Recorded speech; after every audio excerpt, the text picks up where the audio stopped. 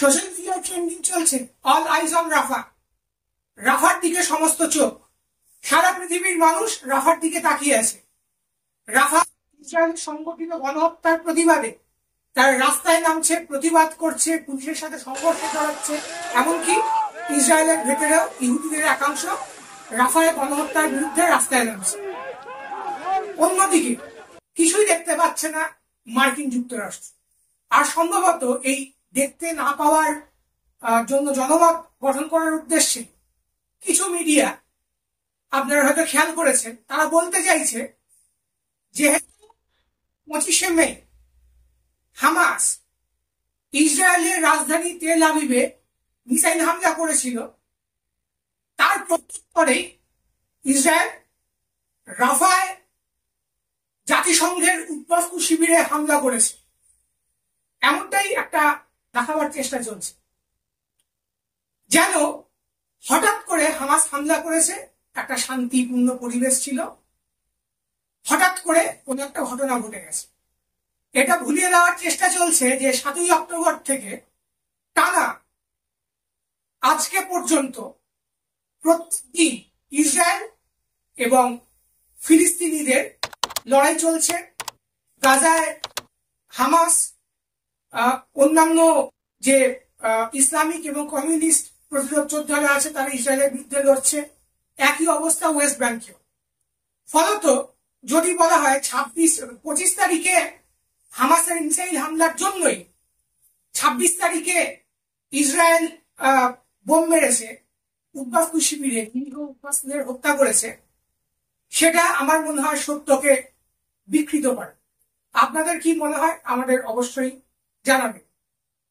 ঠিক এই 25 তারিখের আগে 24 তারিখ অর্থাৎ 24শে May International Court of Justice ICJ, যেটা জাতিসংঘের সর্বোচ্চ আদালত, সেই আদালত যে রায় দিয়েছিল, সেই রায় বলা হয়েছিল ইসরায়েলকে অবিলম্বে রাফায় অভিযান বন্ধ করতে হবে। অর্থাৎ 24 তারিখের রায় থেকে স্পষ্ট রাফায় অভিযান চলছিল, হামাসের মিসাইল হামলার জন্য অভিযান হয়েছে। ব্যাপারটা এরকম নয়, শুধু 24শে মে নয়, এর আগে 26শে জানুয়ারি আইসিজে ইসরায়েলকে ছিল অভিযান বন্ধে।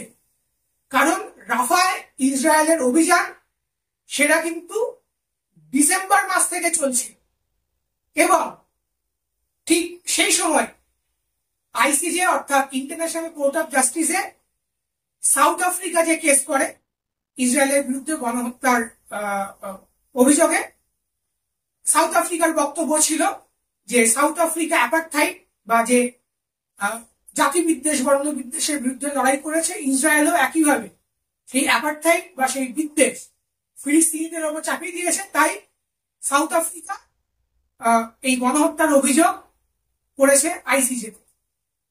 অর্থাৎ এটা স্পষ্ট যে যেইভাবে মিডিয়া দেখাবার চেষ্টা করছে যে হামাস শান্তি চায় না, তাই তারা 25 তারিখে হামলা করেছে, বা 25 তারিখের হামলার জন্যই ইসরায়েল এই গণহত্যা করেছে, যেন মনে হচ্ছে ইসরায়েল আত্মরক্ষা করছে, তাতে এক প্রকার সত্য বিকৃত হচ্ছে।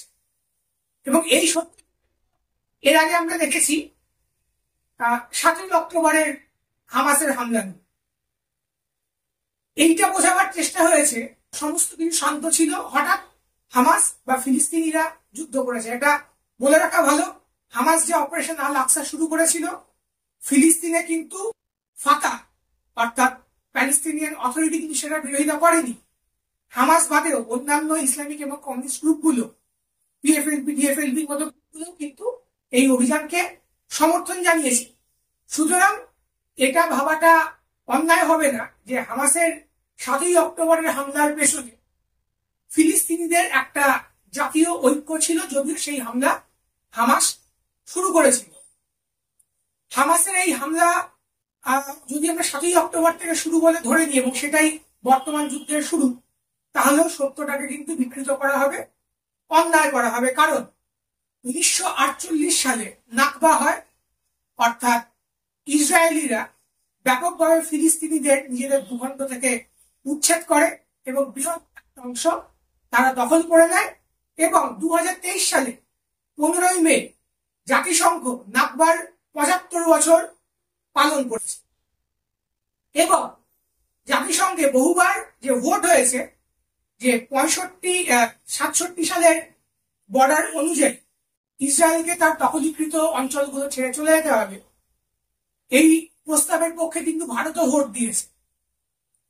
পৃথিবীর মেজরিটি দেশ ইসরায়েলের দখলদারি ছাড়ার পক্ষে ভোট দিয়েছে এবং জাতিসংঘ ইসরায়েলকে একটি দখলদার শক্তি হিসাবে মেনে নিয়েছে এবং তাকে ডিক্লেয়ার করেছে। এরকম একটা পরিস্থিতিতে মার্কিন যুক্তরাষ্ট্র কোন রকম তারা চাপ দিচ্ছে না ইসরায়েলকে সরে আসার জন্য এবং তার গণহত্যাও তারা দেখতে পাচ্ছে না, এবং মার্কিনীদের এই পজিশনকে জাস্টিফাই করার জন্য আমাদের মিডিয়া তারা এরকম একটা দেখাবার চেষ্টা চলছে যে হামাসই সমস্ত কিছুর কেন্দ্রে, ইসরায়েল ধোয়া তুলসী পাতা, এইভাবে তারা গণহত্যার পক্ষে দাঁড়িয়ে যাচ্ছে। কোথাও এটা বলার চেষ্টা করছে যে ইসরায়েল একতরফা ভাবে যা খুশি করবে, যত খুশি তারা দখলদারি চালাবে, ফিলিস্তিনিদের তার প্রতিবাদে কিছু করার অধিকার নেই। যদি ফিলিস্তিনিরা কিছু করে তাহলে সেটা ইসরায়েলকে উস্কানি দেবে এবং ইসরায়েল উস্কানিতে যতই গণহত্যা করুক, যতই শিশু হত্যা করুক, সেটা হচ্ছে ন্যায্য। এই নিয়ে আপনার কি মতামত অবশ্যই আমাদেরকে জানাবেন। আমাদের চ্যানেলকে সাবস্ক্রাইব করবেন, বেল আইকনে প্রেস করবেন, তাহলে আমাদের ভিডিও আপনাদের কাছে পৌঁছে যাবে। শুভরাত্রি।